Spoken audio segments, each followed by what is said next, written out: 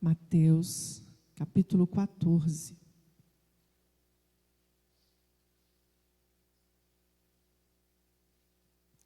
De 17 a 21.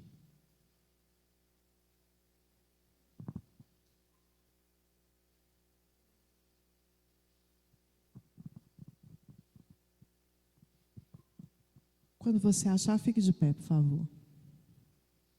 Evangelho de Mateus, capítulo 14, versículos de 17 a 21.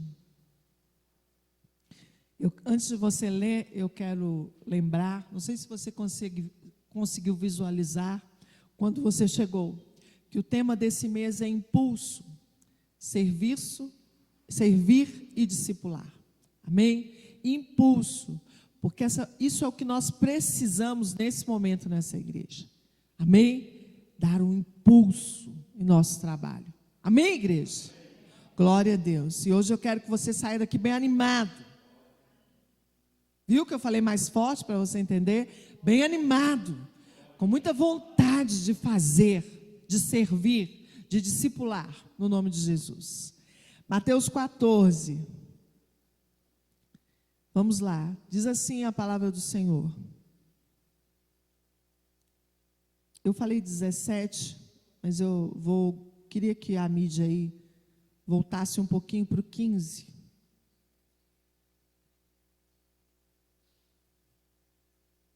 Ao cair da tarde, os discípulos se aproximaram de Jesus e disseram: esse lugar é deserto e já é tarde. Mande as multidões embora, para que, indo pelas aldeias, comprem para si o que comer. Jesus, porém, lhes disse: não precisam ir embora, deem vocês mesmos de comer a eles. Mas eles responderam: não temos aqui senão 5 pães e 2 peixes. Então Jesus disse: tragam esses pães e peixes aqui para mim. E tendo mandado que a multidão se assentasse sobre a relva, pegando os 5 pães e os 2 peixes, erguendo os olhos para o céu, os abençoou. Depois, tendo partido os pães, deu-os aos discípulos, e estes deram às multidões. Todos comeram e se fartaram. E ainda recolheram 12 cestos cheios, os pedaços que sobraram. E os que comeram eram cerca de 5.000 homens, além de mulheres e crianças. Feche os seus olhos agora, em nome de Jesus. Pai, nós te louvamos, te agradecemos pela tua palavra. E eu peço ao Senhor, em nome de Jesus, que o Senhor venha falar aos nossos corações nessa manhã. Traga-nos, ó Deus, uma palavra viva e eficaz, que nos impulsione, sim, a permanecer e a fazer a tua obra, a fazer a tua vontade. Toma as nossas vidas em tuas mãos, toma a minha vida em tuas mãos, que eu seja a primeira a receber do Senhor e que cada um dos seus filhos nessa manhã também assim recebam, em nome de Jesus. Amém. Pode se assentar, igreja. Capítulo 14 de Mateus, eu quero passear um pouquinho por ele antes de entrar nesse texto específico. Jesus, no capítulo 14, ele nos dá uma lição de servir ao reino acima de qualquer circunstância. E eu vou te explicar o porquê. Ele mostra para mim e para você aqui que, independente daquilo que você está vivendo, da situação difícil que você está, ou até na boa situação, porque às vezes alguns, na hora da dificuldade, eles estão próximos do Senhor, mas quando a bonança vem, quando a fartura vem, quando as coisas estão bem, eles também se vão. Mas o Senhor Jesus aqui nos mostra que, independente da situação, não importa o que eu estou vivendo, o serviço, a expansão do reino do Senhor é o meu foco, é o meu alvo. Amém, igreja? E eu vou te dizer por quê. João Batista, o primo de Jesus, o prepulsor, aquele que veio antes de Jesus, ele tinha acabado de ser morto, no capítulo 14. A palavra diz que a filha de Herodias, mulher de Herodes, ela pede a cabeça de João. Ela agrada o rei numa festa, E o rei diz a ela assim: olha, o que você quiser me pedir, peça agora que eu vou te dar. E como João tinha se levantado contra a mãe daquela moça, João tinha se levantado contra a mãe daquela moça, ele tinha dito que aquele casamento estava completamente fora do padrão e da vontade do Senhor. Ela, irritada, como a mãe já estava irritada, a filha também, ela pede a cabeça do profeta. E Herodes, temeroso, porque ele sabia que João era profeta, ele podia até não estar no centro da vontade de Deus. Sai para lá, marimbondo, em nome de Jesus. Se fosse outro bicho, eu não ligava não, é marimbondo. Então, queridos, pense. Aquele homem não servia a Deus, mas ele tinha temor. E ele sabia que João Batista era um profeta. Ele teve medo de mandar matá-lo. Mas como ele tinha prometido, na mesa dele, ele promete que ele faria o que aquela moça quisesse. Ele tem que matar João Batista. Jesus, naquele momento, acaba de receber a notícia. Seu primo João, o profeta João, o homem de Deus, aquele que foi enviado para pregar antes de você, para abrir o caminho, ele acaba de ser morto. Sua cabeça foi entregue numa bandeja. Essa era a situação. Então a palavra diz que o Senhor Jesus, quando sabe da notícia, o homem Jesus, porque entenda, igreja, naquele momento era o homem. Jesus estava aqui na terra como homem, que operava milagres, porque ele era um homem de Deus, mas estava aqui o homem. O homem recebe uma notícia: seu primo, seu amigo, seu servo, o profeta, foi morto. E aí Jesus se entristece, a Bíblia diz isso, e que ele tenta se afastar um pouco. Ele entra no barco e atravessa o mar para se afastar, atravessa de um lado para o outro para se afastar um pouco. Ele estava triste. Mas, queridos, a palavra diz que Jesus se afasta da multidão por um pouco, algo natural, como eu disse para você. Quando nós recebemos uma notícia triste, uma notícia trágica, nós nos abalamos por um momento, isso é natural. Amém? Mas nesse momento de abalo, ele nos leva a refletir. Nós precisamos de Deus. Quando você recebe uma má notícia, essa má notícia não pode te paralisar. E eu vou mais longe ainda. Se você receber uma bênção muito grande, essa bênção também não pode te paralisar. Pelo contrário, ela tem que te impulsionar a ir adiante. A má notícia, ela te impulsiona a ir adiante, a continuar servindo ao Senhor. Nós não podemos parar. Amém? Jesus, ele não parou. Sabe por que você não pode parar? Pelo mesmo motivo que Jesus não parou. Nós temos algo em nós que o mundo precisa. Nós temos algo em nós que as multidões precisam. Nós servimos a um Deus todo-poderoso. E as multidões, as pessoas que estão lá fora, precisam disso, precisam dele. Então você não pode parar, porque você tem Jesus. Diga amém. Diga bem alto aí: eu tenho Jesus. Amém, glória a Deus. Nós temos Jesus. Então, mesmo aflitos, cansados, somos procurados. Jesus foi procurado. Ele queria se isolar, mas o que acontece? A multidão vê para onde ele vai e vai atrás dele. E segue Jesus. E segue Jesus. Lá da margem mesmo, eles começam a seguir Jesus. Eles sabem para onde vai. Igreja, a multidão, o mundo, eles sabem aonde você está e te seguem. Sabe aquela pessoa que cola em você lá no ônibus, Elma? A Elma tem várias experiências no ônibus, então eu vou dizer isso para ela. Cola em você lá no ônibus, ou no ponto do ônibus.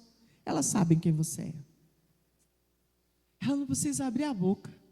De repente aparece alguém que cola nela e começa a conversar. Sabe aquele seu colega, que aquele dia de som, que você está meio chateado, sabe? E de repente ele vem e cola em você.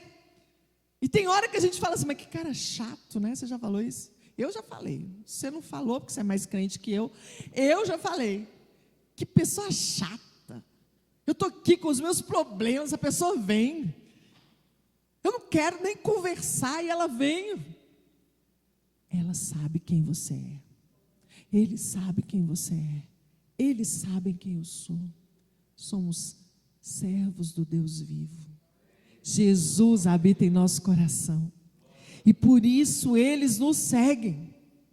Então, queridos, veja, Jesus mesmo pensativo, talvez triste, a Bíblia fala que ele tem compaixão.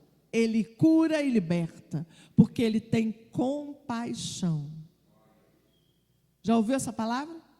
Sim, eu quero te explicar o que é compaixão. Primeiro eu vou te dizer, compaixão é um sentimento que precisa nos mover. Amém? E aí eu quero te explicar, compaixão vem do latim, que significa compassion. Significa então, sofrimento coletivo, no latim. Esta palavra, compassion, significa sofrimento coletivo. Daqui vem a palavra compaixão. Queridos, pega aí a revelação. A igreja do Senhor, ela precisa sofrer coletivamente pelo mundo. Nós, enquanto corpo, precisamos sofrer pelo mundo. Pastor, você já não acha que a gente sofre muito, não? Não é esse tipo de sofrimento que eu estou dizendo. Eu quero te dizer que nós precisamos gemer pelas almas que estão lá fora. Nós precisamos sofrer pelas almas que estão lá fora. Nós precisamos sim estar com o coração doído, quebrado, quebrantado por aquelas almas que estão lá fora. Precisamos desejar que eles estejam conosco. Quando você gemer por aquele que está lá fora, quando você chorar por aquele que está perdido, você fará tudo o que for preciso para trazer o perdido a qualquer custo para a casa do Senhor. Diga amém. Sabe, nós não estamos isentos de viver dias difíceis. Jesus estava vivendo. Nós vivemos sim, lidamos hoje com a doença, todos os dias, não é verdade? Lidamos com problemas no trabalho, quem sabe injustiças, lidamos com desajustes familiares. Toda família vive. Que não há uma família sequer que possa dizer, estou fora disso. Não, vivemos sim com conflitos familiares, desajustes. Convivemos com perdas fatais, sim. Então nenhum de nós está isento de viver dias difíceis. E esses dias eles vêm tentar nos fazer esquecer que temos algo maior em nós, que temos Jesus. Quando a tristeza, a angústia bate na sua porta, quando a dor bate na sua porta, ela tenta roubar de você algo que você recebeu de graça, que é a pessoa de Jesus. Amém? A salvação que veio através dele. A tristeza e a angústia vêm calar a sua voz, vêm apertar sua garganta. Não é assim? Esse não é o sentimento? Quando nós estamos aflitos, tristes, angustiados, é uma dor que vem no peito, é um aperto na garganta, impedindo que você fale, impedindo que você diga, até mesmo que você grite por misericórdia. E ele vem quando você grita. Amém? Ele sempre vem, mesmo se você não gritar, ele está lá ao seu lado. E nada pode nos calar. Nem a doença, nem a tristeza, nem a perda, nem a angústia, nem o excesso. Nada pode nos calar, porque nós temos algo que o mundo precisa. Nós temos Jesus, e esse é sim a minha herança, o meu maior bem, dizer que Jesus mora em meu coração. Amém, igreja? Nós naturalmente nos entristecemos, e aí nós nos afastamos. Jesus também fez isso. Mas há uma marca em você. Há uma marca em você. Por onde você for, você não vai conseguir se esconder. Você é filho de Deus. As multidões te seguem. Você é filho do Deus vivo. As multidões te reconhecem.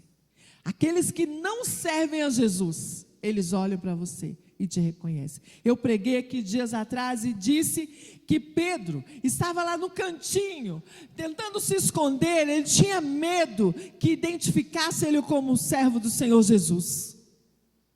Mas aquelas pessoas olhavam para ele e diziam: você é um deles, você é um deles, você é um deles, você serve Jesus. Por mais que você esteja abatido e aflito, as multidões te reconhecem. Amém, igreja? Muitos não terão discernimento do que eles precisam. Sabe quando aquela pessoa cola em você? Alguns não têm discernimento. Talvez você, já aconteceu isso com você. Talvez você não consegue discernir o que essa pessoa faz aqui. O que ela está precisando. O que ela veio atrás de mim. Que vizinha chata e insistente. Que colega chato e insistente. Que pessoa é essa que eu vejo, que eu nem nunca vi no ônibus? Será que ele não sabe que nós estamos na pandemia e não pode chegar tão perto? Ei, respire aí. Respire. Tenha discernimento. Entenda. Por que eu falei da respiração? Porque discernimento tem a ver com sentir no ar o que o Senhor está trazendo. Isso é discernimento. O Senhor traz alguém a mim e a você, para que a palavra seja entregue a Ele. Amém? Os discípulos, eles queriam dispersar a multidão, já entrando agora no texto. Eles queriam dispersar a multidão. Em outras traduções diz assim, Senhor Jesus, dispersa, fala com eles para irem embora. Por quê? Porque nós não temos comida suficiente. Nós não temos o que dar para essas pessoas. Já está chegando a hora de comer e eles não têm o que, nós não temos o que oferecer aqui. Faltou aos discípulos o quê? Respira. Discernimento. Discernimento. A multidão queria ficar ali porque eles precisavam de Jesus. Eles disseram, Senhor, ninguém aqui pode fazer nada. Nós não temos nada para dar. Preste atenção. Há muito de Deus em você. Amém? Diga isso com alegria. Há muito de Deus em mim. E eu vou te dizer mais. Ninguém é tão pobre que não tenha algo para dar. Meu pai me dizia essa frase sempre. Ninguém é tão pobre que não tenha alguma coisa para dar. Pode ter certeza disso. Quando você achar assim, a situação que está muito difícil, eu não tenho nada. Ei, preste atenção, há alguma coisa lá. Lembra da viúva que o profeta disse para ela, o que você tem na sua casa? No primeiro momento ela estava dizendo, eu não tenho nada, eles vão me levar o meu filho, porque eu não tenho nada. E aí o profeta disse, há alguma coisa, você tem alguma coisa, preste bem atenção, lá na sua casa tem alguma coisa. Ela disse, tem sim, tem um pouco de azeite. Então é isso, mulher, você tem alguma coisa. Todos nós temos alguma coisa a dar. A ordem é, alimente a multidão. Recebe aí, igreja, a ordem é, alimente a multidão, vá lá fora no mundo e alimente a multidão, traga eles para a casa do Senhor, alimente a multidão, amém? Mas com o que, Jesus? Disseram os discípulos. Você também deve estar dizendo, como assim, pastora? Como que eu vou alimentá-los? Quem sou eu para fazer isso? Você tem 5 pães e 2 peixinhos.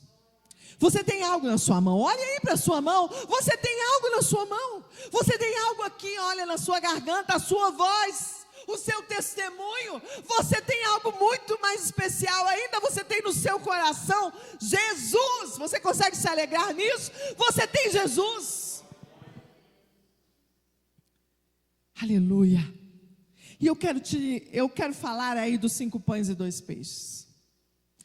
Nós mães, quando nós vamos arrumar os lanches dos nossos filhos, geralmente, eu acho que quase toda mãe é assim.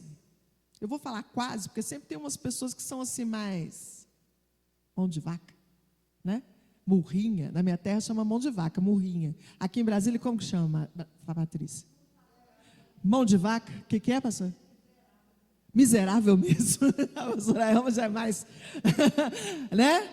Aí, vou falar que quase toda mãe arruma a mochila do filho assim, vai fazer o lanche, aí ela coloca um pouquinho a mais. Por quê? Porque o filho vai lá na escola, tem um coleguinha, tem aquele que cola nele e tudo, né? Porventura, se faltar para alguém, ou se alguém pedir um pouquinho do lanche, o filho tem para dar, amém, mães? É assim que a gente pensa, amém? Aquela mãe, quando foi arrumar a mochila daquele menino, ela não colocou só o suficiente para ele. Porque pense comigo, 5 pães e 2 peixes para um menino só, é muita coisa, né? Eu sei que adolescente come demais, mas eles comem demais porque eles são exagerados, porque ninguém precisa de 5 pães e 2 peixes numa refeição só. Mas a mãe já arrumou a mais, porque mães geralmente são assim. Mesmo que você pense então, que você não tem nada para dar, você não tem nada para falar, você não tem nada a testemunhar, você não tem nada para ensinar, eu quero te dizer que quem tem Jesus tem muito mais que 5 pães e 2 peixes. Você tem muito mais. Aquela mãe pensou em aqueles que estariam ao redor, do amigo, quem sabe, que poderia ter ido e não levado nada. E aquele menino, ele diz então: ei, eu tenho aqui 5 pães e 2 peixes. Que ousadia, não? Pense, Lohane, você lá no meio da multidão, e aí aquele monte de gente com fome, não precisa ser uma multidão muito grande, não. Aqui hoje, essas pessoas todas, e eu falo assim, ó, fecha as portas aí, hoje nós não vamos para casa não, vamos ficar aqui no Shaba até a noite. E aí, eu pergunto, alguém tem alguma coisa aí para essas pessoas comerem, porque ninguém vai almoçar hoje? Aí a Lohane levanta e fala assim, eu tenho aqui 5 pães, 2 peixes.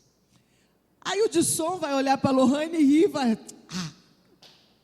5 pães, 2 peixes, só eu como isso aí. Mas aquele menino nem se preocupou, como a Lohane também não se preocuparia. Ela disse assim, é o que eu tenho, é tudo que eu tenho. Foi o que aquele menino fez. Ele ousadamente disse, é tudo que eu tenho sim. Entende isso? Essa é a minha, a sua posição. Você que está aí preso e pensa assim, como que eu vou pregar para o meu vizinho, convidar ele para vir a Jesus? Eu não tenho nada, eu não sei falar. Querido, você tem Jesus no seu coração, você tem muito mais que 5 pães e 2 peixes. O que você precisa é de uma postura, de tomar uma decisão, de ter a ousadia de levantar a mão e dizer, eu tenho 5 pães, 2 peixes, eu tenho Jesus no meu coração. E eu vou falar dele, eu vou falar o que ele fez por mim. Amém? Você entende isso? É a decisão, é a ousadia, é dizer eu tenho, Jesus me deu, Jesus fez, e eu vou levar essa palavra. Diga amém. Você tem Jesus, ele é muito mais do que aquele menino tinha. E esse Jesus vai alimentar as multidões.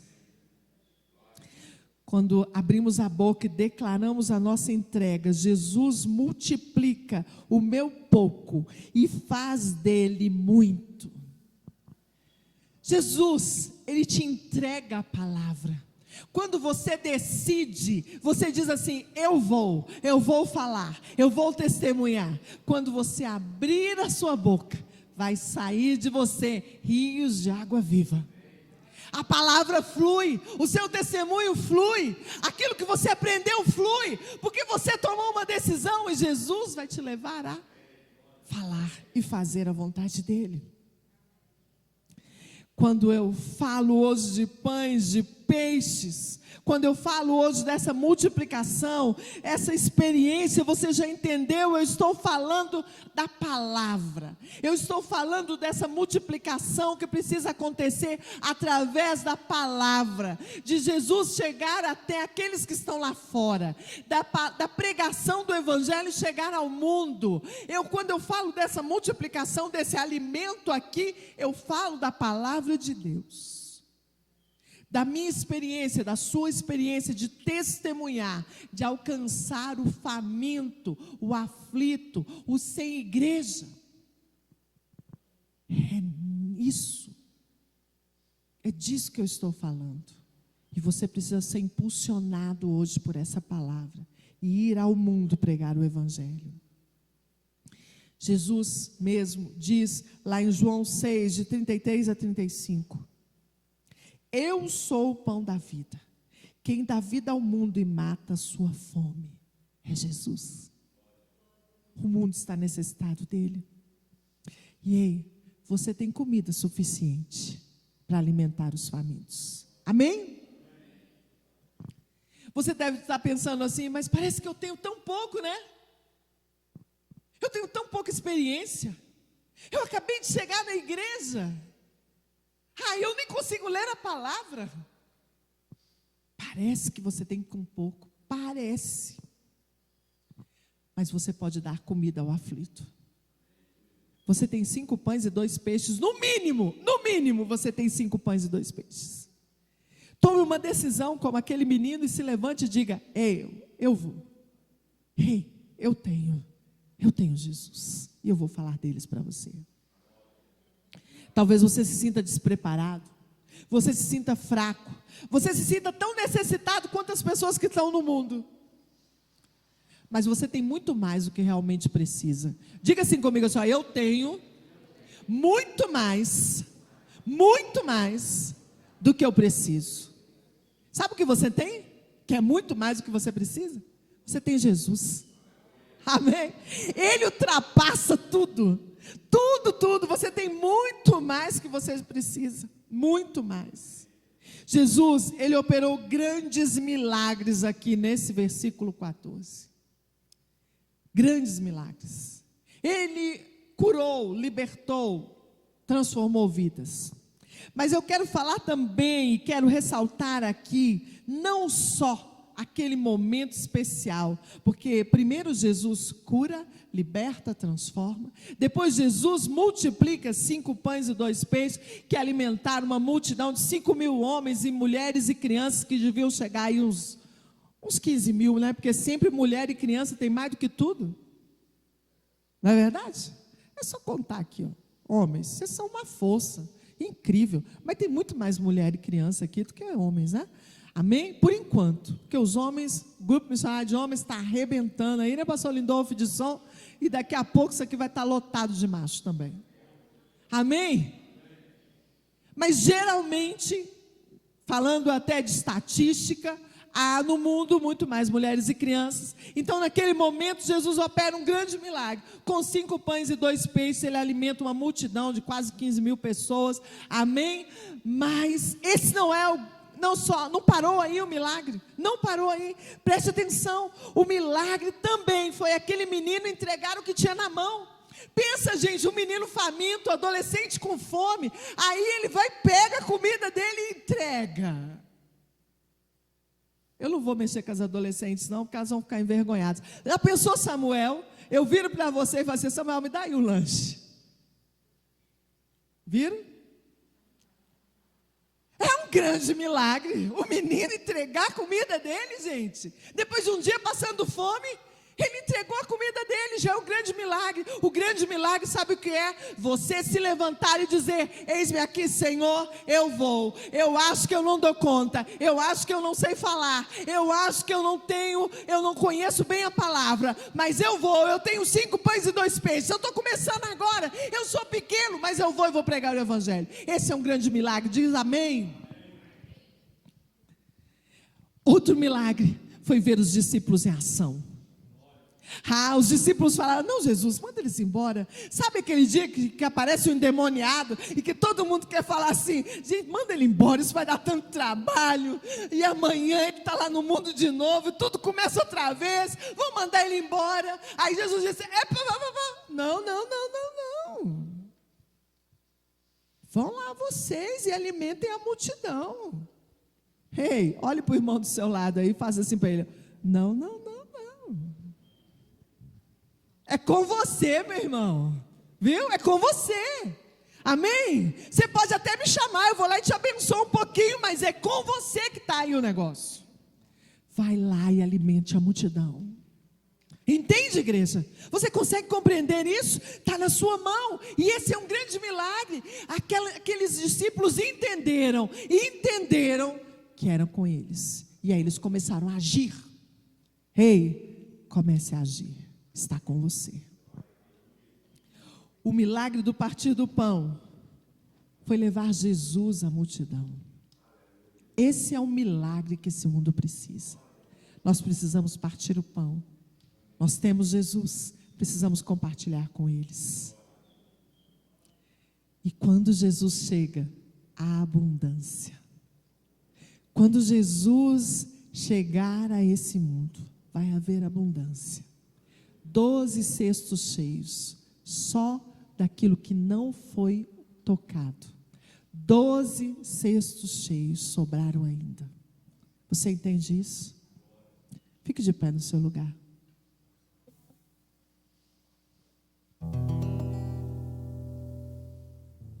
Feche os seus olhos. Eu quero que você leve para casa essa palavra e registre uma frase. Um coração disponível é tudo que o Senhor precisa para que o milagre aconteça. É tudo que o Senhor precisa. É de um coração disponível. Põe a mão aí na região do seu coração. Não se preocupe com o que você tem. Só diz para o Senhor: eis-me aqui, Senhor. Ei, Jesus, eu estou aqui, ó. Eu tenho aqui um pouquinho, 5 pães, 2 peixinhos. Eu tenho alguma coisa. Eu tenho um testemunho, sim. O Senhor operou um milagre lá na minha casa. Eu não sei falar muito. Eu não sei nem mesmo citar a sua palavra. Eis-me aqui, Senhor Jesus. Eis-me aqui, Senhor Jesus. Ore a se alará.